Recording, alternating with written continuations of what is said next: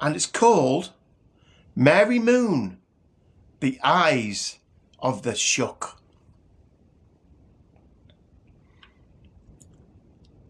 A tale from the Chronicles of a White Witch. Windmere Hollow was quiet that week. The kind of heavy pressing silence that made even the robins hold their breath. And we all know what chatterboxes they can be. The early September air was thick with the smell of wet grass and wood smoke, and Mary sat cross-legged in her garden, tracing circles in the damp soil with a sprig of mugwort. Excuse me a second.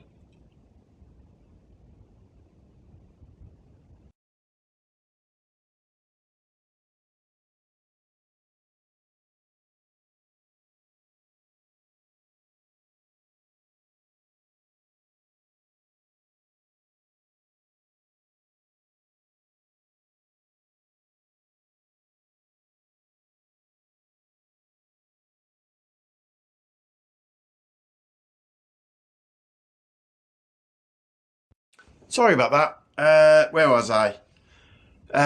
So the early September air was thick with the smell of wet grass and wood smoke.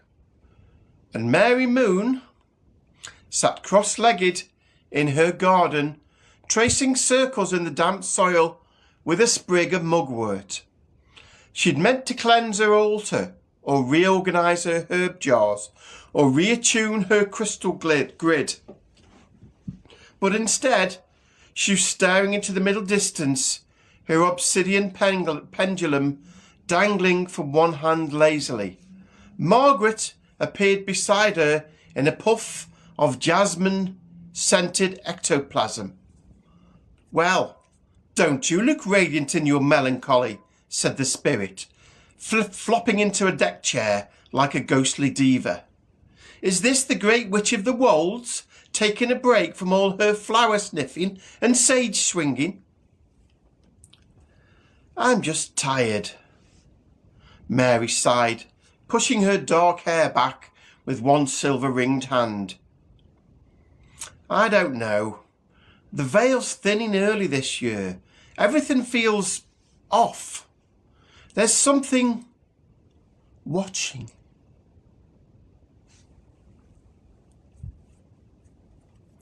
"Oh, good," Margaret smirked. "That's probably just Derek again. I told you to stop buying fennel at the farmer's market in a halter-neck."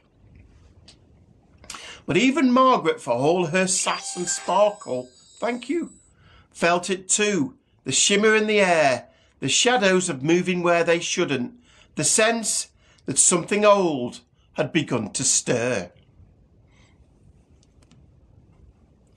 It began with the hound.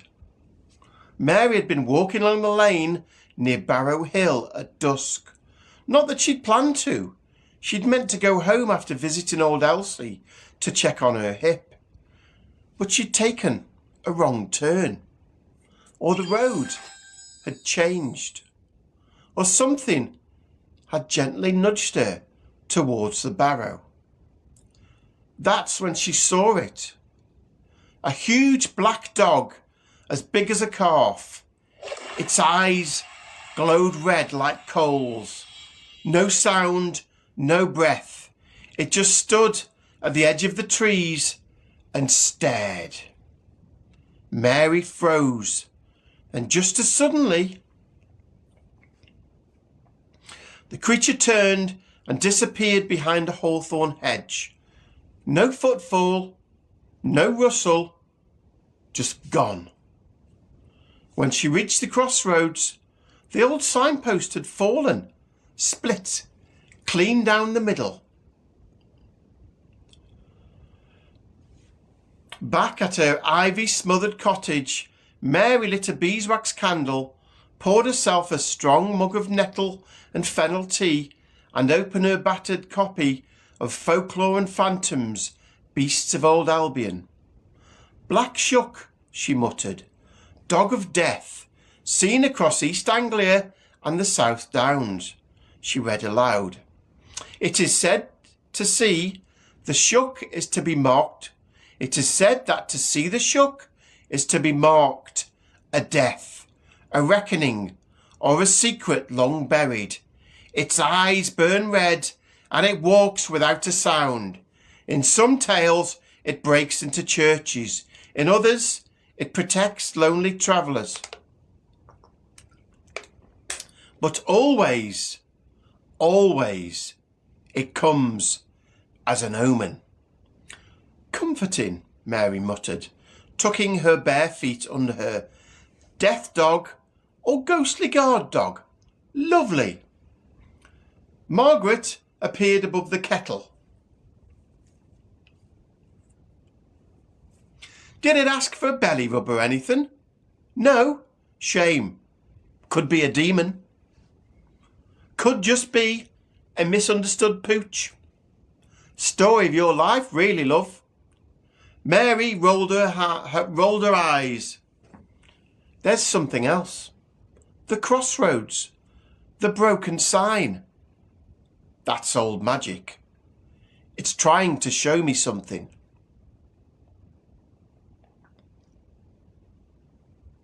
The next night, Mary returned to Barrow Hill.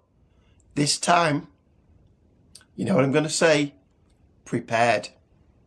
She wore a white linen dress, wound her hair with silver thread, and carried her staff carved with runes of warding. Around her neck hung amber for courage and jet for protection. She tucked a pouch of graveyard dirt into her boot and drew a spiral of salt across her chest before stepping into the fields. The Shuck came at midnight.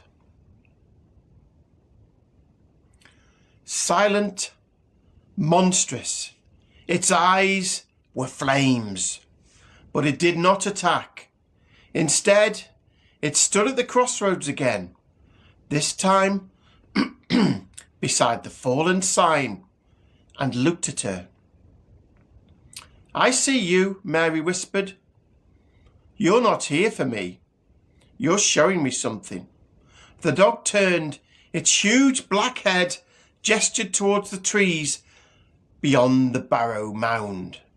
Mary followed. They passed through bramble and ash, moonlight dappling the earth like silver lace. The trees parted near the base of a hill, revealing a circle of stones, overgrown with ivy and moss. Always the damned ivy. At the centre, a grave marker. Barely readable, but Mary knelt and carefully brushed away the moss. Edward Moon, 1882 to 1903. Her heart stopped. Moon? She whispered. The air shifted. The Shuck sat down beside the grave, its great body like a shadow given form. Oh, I'm getting confirmation. Hi, dolls. Mary nodded. I never knew. He must be a distant cousin, or... She trailed off, staring at the carved spiral on the stone. The same spiral she wore around her neck. There's more to your line than herbal tea and moon circles, love, Margaret murmured. Mary pressed her hand to the stone and closed her eyes. A rush of memory hit her, not her own. A boy lost, called unnatural, banished from the village, buried without ceremony by his sister, in secret, and the Shuck watching, guarding.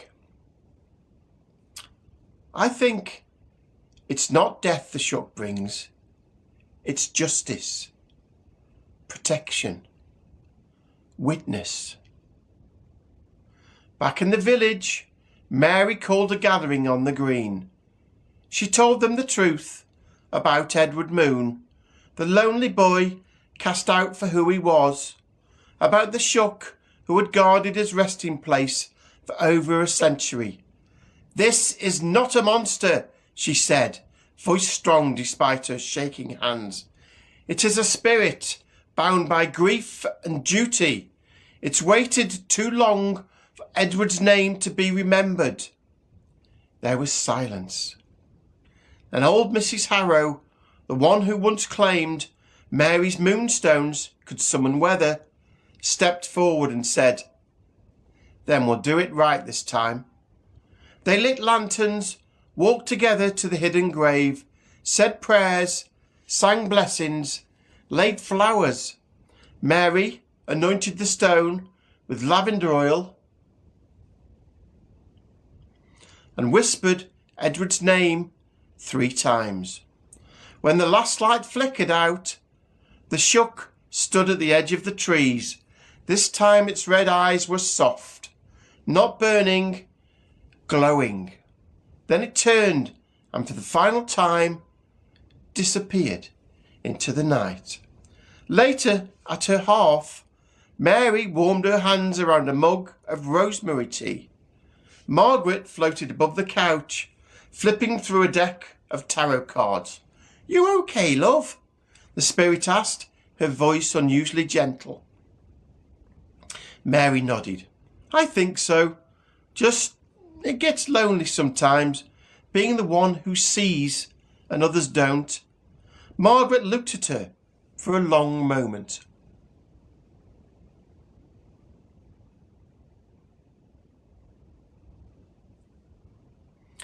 Being special is lonely, but it's never wasted. You're more valuable than you could ever know. Mary smiled. "Thanks, Marge." Outside, the mist curled softly across the downs. Somewhere, a barn owl called. The vale was quiet once more, but Mary Moon, White Witch, healer, psychic, lonely spark in the dark, stayed ever ready. Because even the dark has guardians. And sometimes they have red eyes and fur like shadow.